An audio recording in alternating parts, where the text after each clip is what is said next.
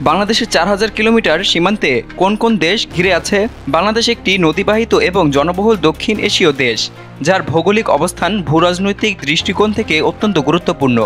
এই দেশটির প্রায় চারদিকেই স্থলভাগে সীমান্ত দিয়ে ঘেরা, যার ফলে প্রতিবেশী দেশের সাথে সম্পর্ক রক্ষার ক্ষেত্রে সীমান্ত একটি গুরুত্বপূর্ণ উপাদান।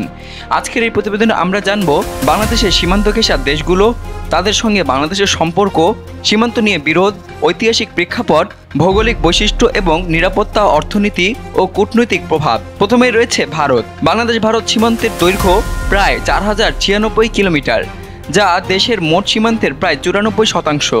এই সীমান্ত পৃথিবীর অন্যতম দীর্ঘতম দ্বিপাক্ষিক সীমান্ত হিসেবে বিবেচিত। বাংলাদেশের উত্তরে, পশ্চিমে এবং পূর্বে ভারত বিস্তৃত, কেবল দক্ষিণে বঙ্গোপসাগর এবং দক্ষিণ পূর্বে মিয়ানমার ব্যতিক্রম। বাংলাদেশের সঙ্গে ভারতের মোট 7টি রাজ্যের সীমান্ত রয়েছে, যথা পশ্চিমবঙ্গ প্রায় 2217 কিলোমিটার, আসাম প্রায় 263 কিলোমিটার, মেঘালয় প্রায় 443 কিলোমিটার, ত্রিপুরা প্রায় 856 কিলোমিটার, মিজোরাম প্রায় 180 কিলোমিটার, নাগাল্যান্ড সীমিত বিতর্কিত অংশ যা সরকারি স্বীকৃত নয়, এবং সর্বশেষ অরুণাচল প্রদেশ, যার মধ্যে খুব সামান্য সংযোগ এবং প্রকৃতপক্ষে সীমান্ত নেই, তবে কৌশলগত সংলগ্নতা রয়েছে।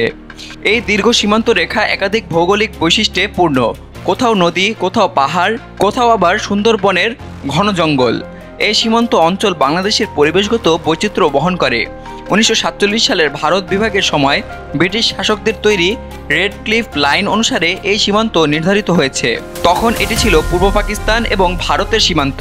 1971 সালের মহান মুক্তিযুদ্ধের মাধ্যমে বাংলাদেশের স্বাধীনতা লাভের পর এই সীমান্ত আন্তর্জাতিক রূপ লাভ করে। স্বাধীনতার সময় ভারত বাংলাদেশকে সামরিক এবং কূটনৈতিক সহায়তা প্রদান করে, যার প্রেক্ষাপট আজও দুই দেশের সম্পর্কে প্রভাব বিস্তার করে।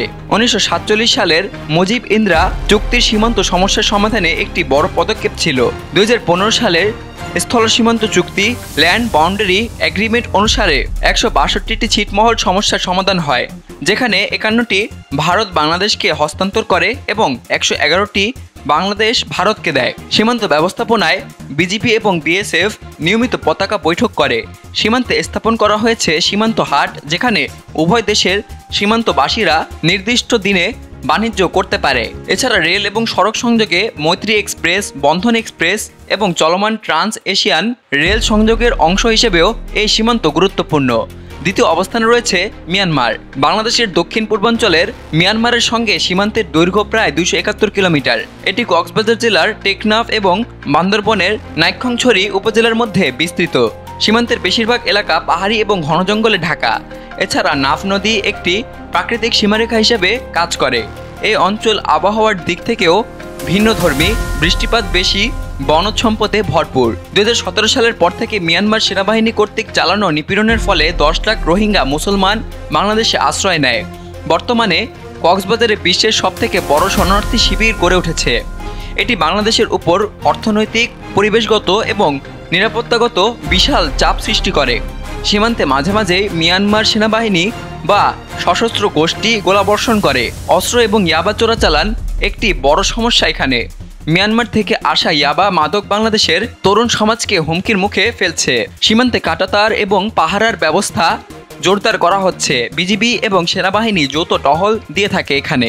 বাংলাদেশ মিয়ানমারের সঙ্গে শান্তিপূর্ণ প্রত্যাবর্ষণের চেষ্টা চালিয়ে যাচ্ছে, তবে চীন এবং অন্যান্য কৌশলগত কারণে মিয়ানমার তেমন অগ্রগতি করছে না। তৃতীয় অবস্থানে রয়েছে চীন।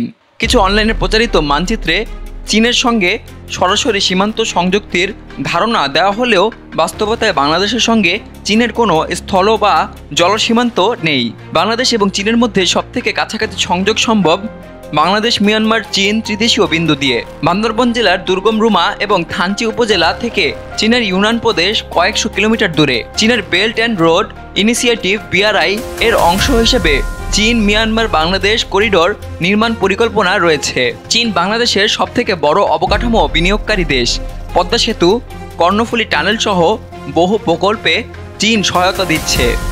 বাংলাদেশের সীমান্ত কেবল ভৌগোলিক সীমানা নয়, এটি রাজনৈতিক, সামাজিক, অর্থনৈতিক এবং কৌশলগতভাবে গুরুত্বপূর্ণ একটি ক্ষেত্র।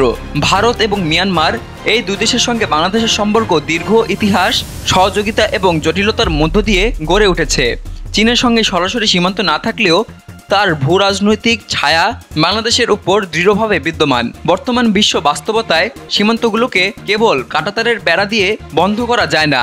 শান্তি, সহযোগিতা, নিরাপত্তা এবং বাণিজ্য, এই চারটি স্তম্ভকে কেন্দ্র করে বাংলাদেশের সীমান্ত ব্যবস্থাপনা এবং প্রতিবেশী সম্পর্ক গড়ে উঠছে।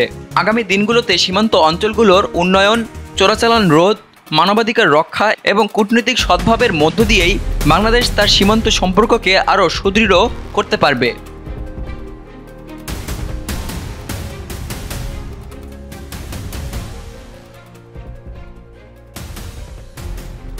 বিলিয়ানুর, নিউজ ডেস্ক, বাংলাদেশ কণ্ঠ, ঢাকা।